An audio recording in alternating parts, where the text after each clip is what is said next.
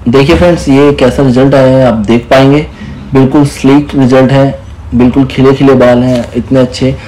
आपको बता दें हमने किया क्या है। इस पे हमने मैम के जो बाल थे वो डाई वाले थे, जिन पे आप गोदरेज या गार्नियर की जो 30 रुपए वाले या डब्बे वाले कलर जो आते हैं, जो आपके हेयर्स को कलर तो दे देते हैं डाई जैसा, बट वो एक हेयर की क्वालिटी को डैमेज कर देते हैं, जिसके बाद इनके अंदर ना स्ट्रेंथ होती है ना कुछ। अब हमने इसके बालों के अंदर जो है स्ट्रेंथ भी बढ़ाई है, वो आपको दिखाएंगे कैसे बढ़ी है। ठीक है, प्लेक्स वगैरह यूज होते हैं या स्मूथनिंग या केराटिन, ऐसे बालों पे स्मूथनिंग और केराटिन कैसे करें, स्टेप टू स्टेप बिल्कुल खड़े होकर करना पड़ता है, ध्यान रखना पड़ता है, बहुत बिल्कुल वीक बाल होते हैं।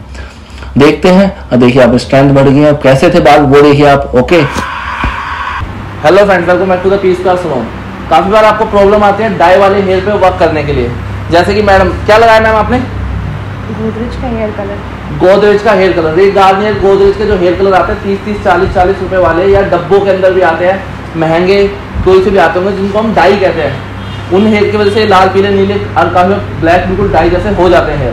वो गोदरेज में इतना हार्ड केमिकल होता है वो डाई कलर, कल को आप उसको प्रीलाइट भी करते हो तो वो प्रीलाइट होता नहीं है, क्योंकि वो बिल्कुल डाई है, वो बालों को खत्म कर देता है। पतले पतले बाल देखेंगे पतले हो गए हैं। ये आपको थोड़ा स्ट्रेट इसलिए लग रहा है क्योंकि हमने इसको वॉश करके ड्रायर कर लिया है, क्योंकि अभी हम इस पर स्मूथनिंग करने वाले हैं। तो डाई वाले हेयर पे जब आप स्मूथनिंग करते हैं, नॉर्मल क्या 99% हेयर जल जाता है, जलता ही जलता है। बिल्कुल स्लोली बिल्कुल सेफ तरीके से कैसे स्मूथनिंग करते हैं। स्मूथनिंग करने वाले हैं हम लॉरियल की, आपको पता ही होगा, एक्सटेंसो कोई आती है, कोई सी भी कर सकते हो आप, किसी भी ब्रांड की, सोच कॉफी ग्लाइड कर सकते हो, स्टिक्सी कैरोलाइन कर सकते हो, वेल्ला की किसी भी स्मूथनिंग किसी भी कंपनी कर सकते हो, सबकी अपनी अपनी जगह है, बस थोड़ा अमाउंट ऊपर नीचे है।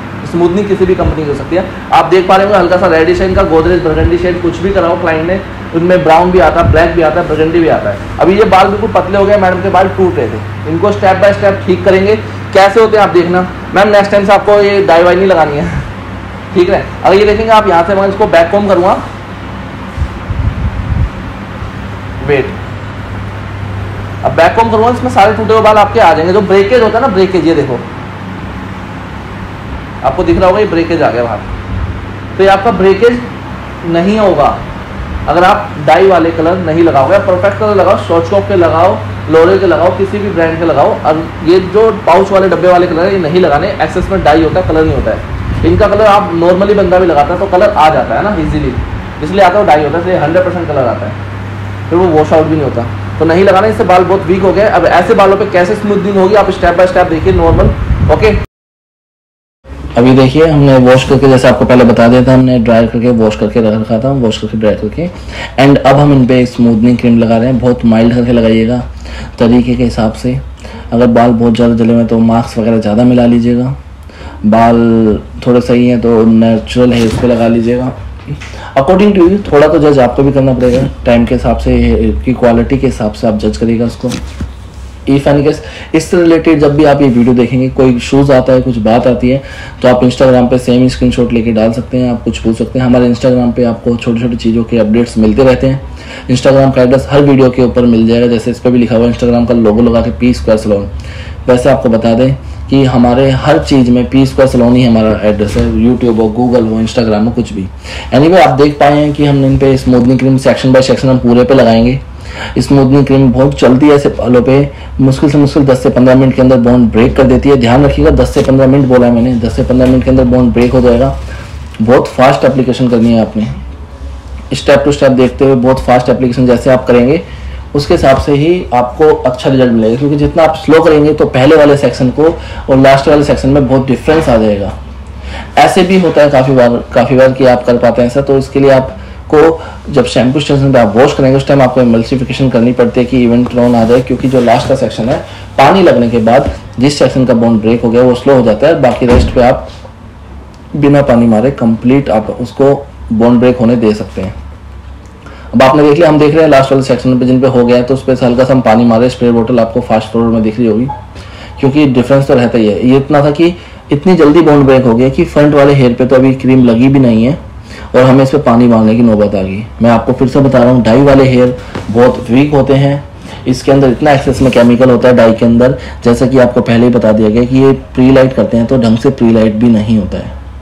आपके पास ऐसी प्रॉब्लम आती होगी तो बहुत सोच समझ के काम करना है। ऐसे हेयर्स पे बहुत जल्दी बर्नआउट होते हैं, हाथ से आउट चले जाते हैं हेयर। मैंने आपको दिखा दिया। ये हम इतने एक्सपर्ट होने के बाद भी इतनी जल्दी इन्होंने मतलब बॉन्ड ब्रेक हो गया, पूरी हेड की एप्लीकेशन भी नहीं हुई, हमें पानी मारना पड़ेगा इस पर। और आपको अभी बता दें, लोगों को लगता है कि पानी मारने से काम ख़त्म हो गया। देखो फिर से कर रहे हैं हम।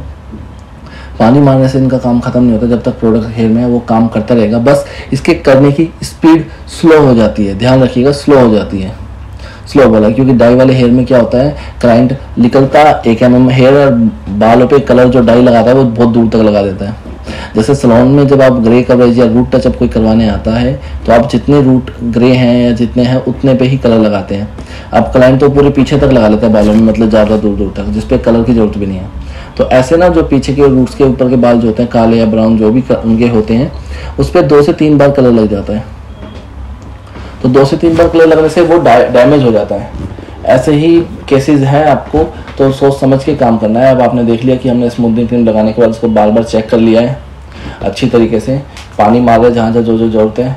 इसके बाद जैसे आपको लगेगा कि बॉन्ड ब्रेक हो गया है तो उसको आप वॉश कर लेंगे, ठीक है। उसके वॉश करने के लिए आप शैम्पू स्टेशन पे ले जाएंगे। शैम्पू स्टेशन पे ले जाके आप उसके अंदर अगर आपको फ्लैक्स ऐड करना है तो आप फ्लैक्स ऐड करिए अकॉर्डिंग टू। आप देखिए ऐसे स्ट्रैंड चेक कर लीजिए, अगर स्मूथ आ रहा है हेयर तो मतलब बॉन्ड ब्रेक हो गया, कहीं पे स्प्रिंग वगैरह तो नहीं बन रहा। ये देखिए अभी इसके अंदर फ्लैक्स था, हमने जो पानी के अंदर था इसकी शूटिंग नहीं कर ले पाए। फ्लैक्स आप समझते हैं, ओला फ्लैक्स, फाइबर फ्लैक्स ये होते हैं, हम मोस्टली हेयर्स में डालते ही हैं क्योंकि इस टाइम हेयर्स की क्वालिटी बिल्कुल डैमेज हो जाती है। ऑलरेडी डाई वाले हेयर डैमेज होते हैं, मैं आपको पहले बता दूं।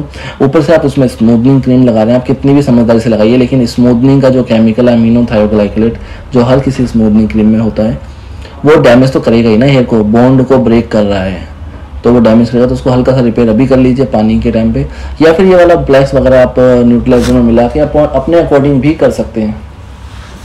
लेकिन क्रीम में मत बनाना, क्रीम में नहीं मिलाना। क्यों नहीं मिलाना वो बाद में बताएंगे, लेकिन बता रहे हैं कि आप वॉश करते टाइम इस टाइम मिलाइए, आराम से रखा। अब और क्या है ना कि न्यूट्रलाइजर नहीं लगा रहे, बालों की क्वालिटी को देखते हुए। मैम से फिर बाद में बात हुई थी कि मैम कह रही थी कैरेटिन भी कराना है, तो हमने न्यूट्रलाइजर वाला स्टेप स्किप कर दिया है, अब डायरेक्ट इस पर हम कैरेटिन लगा रहे हैं। ओके, अब देखिए आप, हमने स्मूथनिंग की क्रीम लगाई, बॉन्ड ब्रेक हुआ, वॉश किया, वॉश करके यहाँ पे लाए, न्यूट्रलाइजर ना लगा के सीधा कैरेटिन लगा रहे हैं। आप देख पा रहे हो स्टेप टू स्टेप, बिल्कुल फाइन सेक्शनों के अंदर आपको कैरेटिन लगानी है, जैसे कि आपको बता दिया। जैसे आप न्यूट्रलाइजर की प्रेसिंग करते हैं ऐसे ही आपको कैरेटिन भी लगानी है। धीरे धीरे आप कैरेटिन लगाएंगे, स्टेप टू स्टेप बिल्कुल सेक्शनों के अंदर लगाते हुए देखिए ऐसे सेक्शन निकालना है आपको। अगर ज़्यादा बाल थोड़े से स्ट्रॉन्ग हैं तो आप कम सेक्शन लेंगे, बिल्कुल ही वीक है तो आप थोड़ा सा थिक सेक्शन ले सकते हैं। बाल पतले हैं, फाइन है, अदरवाइज फाइन सेक्शन लेंगे, पतले पतले सेक्शन लेंगे तो उतना ही अच्छा काम होगा, अच्छे से कैरेटिन सारे बालों में लग पाएगा। अदरवाइज ऐसे कॉम से ना एमल्सिफिकेशन कर ले करो, जहाँ पे आपको कम लगे थोड़ा सा और लगा दे करो। काम तरीके से करना है, प्रोडक्ट में कंजूसी मत दिखाइए, नहीं तो रिजल्ट्स के साथ कंजूसी हो जाएगी, वो आपको अच्छा नहीं लगेगा। सेक्शन छोड़ने के बाद ऐसे ऐसे आप जल्दी जल्दी आप देखेंगे, आप स्टेप टू स्टेप सारे सेक्शनों पे लगाएंगे हम, और उसके बाद सीधा हम इस पर पता है आपको स्मूथनिंग के या फिर कैरेटिन के बाद सीधा वॉश होता नहीं है, सीधा ड्रायर वगैरह करते हैं। हमने देखा पूरे सेक्शन पे लगाया, हमने चेक कर लिया ये टाइम हो गया इनका, अब हम इन पर ड्रायर वगैरह स्टार्ट करेंगे।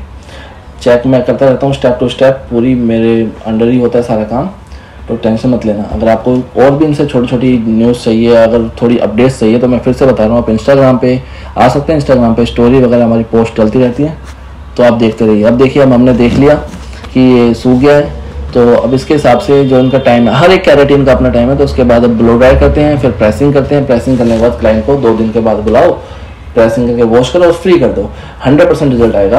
और जो उसके बाद रिजल्ट मैं दिखाऊंगा वो देखना आप कैसा लगा, आपको बताइएगा हमें। बहुत ही अच्छा रिजल्ट है, क्वालिटी का है, आप देखिएगा। तरीके से काम करना है, ड्रायर आप देख पा रहे हैं, ड्रायर कर रहे हैं हम, उसके बाद प्रेसिंग करेंगे, कैसे करते हैं देखिए, बहुत इजी है, स्टेप टू स्टेप करना है धीरे धीरे। अब ये फास्ट फॉरवर्ड करी गई है वीडियो, लेकिन आप देख रहे हो कि जब से अब तक एक सेक्शन पे ही कर रहे हैं, तो यही ध्यान रखना है कि तरीके से उड़ जाए कैरेटिन।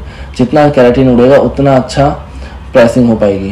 देखिए अभी भी ड्रायर ही कर रहे हैं, क्योंकि अगर कैरेटिन थोड़ा सा रह गया, वो गीला गीला रहता है, गीले कैरेटिन के ऊपर अगर आप प्रेसिंग लगाएंगे, वो आपको लगता तो है कि चर चर जैसी आवाज़ आती है, लेकिन वो बाल को फूंक देता है वहाँ से, ध्यान रखना, एक्सेस में फूंक देता है, मतलब फूंक देने से जल जाता है बाल। पूरा हेयर जब अच्छे से ड्राई हो जाए, स्ट्रेट है, उसके बाद आपने प्रेसिंग करनी है। देख लिए सेक्शन, देख लिए कितना फाइन है प्रेसिंग का, देखिए, क्योंकि डाई वाले हेयर पे अच्छे अच्छे पतले पतले सेक्शनों पे प्रेसिंग करनी है, ध्यान रखिएगा।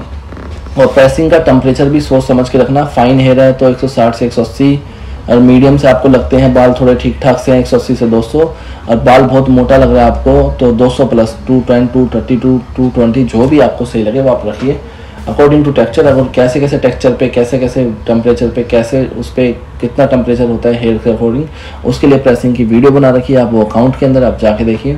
अब ऐसे ही सेक्शन बाय सेक्शन प्रेसिंग करते रहेंगे, जैसे पूरी प्रेसिंग होगी आपको रिजल्ट स्टार्टिंग में, वीडियो के स्टार्टिंग में दिखा दिया गया था कैसा है। अब वो यही रखना है। उसके बाद आप 2 दिन बाद क्लाइंट को बुलाइए और वॉश करके आप रिजल्ट देखिए, कोई इशूज़ नहीं है, 100% रिजल्ट आएगा। फिर से बता दिया कि डाई वाले हेयर्स पे ऐसे ही करना है, बहुत ध्यान रखना है। हमने स्टार्टिंग में क्रीम लगाते ही विद इन 5 to 6 सेकंड्स के 5 to 6 मिनट्स के अंदर ही वो बोन ब्रेक हो गया था। आप दोबारा से देखिए, अगर आपने ध्यान नहीं दिया उस वीडियो पे, उस वाले पार्ट्स पे, तो जब हम स्मूथनिंग क्रीम लगा रहे हैं इस वीडियो के अंदर, तो हम आगे वाले सेक्शन पे क्रीम लगा भी नहीं पाए थे, उससे पहले ही बोन ब्रेक हो गया था। अब आपने देख लिया कि प्रेसिंग कैसे हो रही है स्टेप टू स्टेप, बिल्कुल फाइन सेक्शन है। देखो इसमें भी दिख रहा है, आर पार दिख रहा होगा सेक्शन के, बिल्कुल इतना फाइन सेक्शन है। ऐसे ऐसे पतले पतले सेक्शन लेके प्रेसिंग करेंगे तब जाके रिजल्ट आएगा। आप क्या करते हैं, जल्दबाजी में ना काफ़ी लोग मोटे मोटे सेक्शन कर देते हैं, तो मोटे सेक्शन करके वहीं पे ही गलती होती है, क्योंकि पर्टिकुलर हेयर के या बीच के हेयर को उतनी हीट नहीं मिल पाती। अब हीट देने का पर्पज़ क्या है, पहले तो केराटिन लगा के थोड़ी देर तक रखो, उसके बाद वो केराटिन को हीट देने का पर्पज़ है, जो केराटिन थोड़ा बहुत बच गया है उसके बाद उसको केराटिन को अंदर तक हीट से पेनिट्रेट करो। अब आप ये रिजल्ट देख पा रहे हैं कितना इजी है, बिल्कुल सिल्की है, मैम बहुत खुश है। ये रिजल्ट रहेगा ऐसा, ठीक है। तो इन चीज़ों को ध्यान में रखते हुए काम करना है। आप अंदर से भी इसका रिजल्ट देख सकते हैं, कितना स्मूथ है, कितना सिल्की है। बहुत ध्यान से देखो, उसके अंदर पैच पड़ गया ना, कहीं से बाल रेड है, कहीं से ब्लैक है, ये होता ही होता है। लेकिन हाँ, बाल रिपेयर हो गया वो बात अलग है। जैसे मैं आपको बोल रहा था स्टार्टिंग में कि ये डाई वाले हेयर पे आप प्री लाइट करते तो पैची हो जाता है, कहीं से प्री लाइट हो नहीं पाता ढंग से, तो आप ये देखिए कहीं से लाल है, कहीं से काला है, एंड है ना, तो ये डाई वाले हेयर की ये निशानी होती है कि ऐसा हो जाता है। अब बिल्कुल अच्छा रिजल्ट आया है, आप भी ऐसे अच्छे अच्छे काम करा करिए, आपका ही नाम होगा, टेंशन मत लीजिए।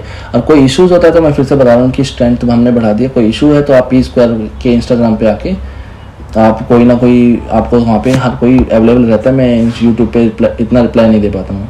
Okay, done, thank you, welcome P-Square salon.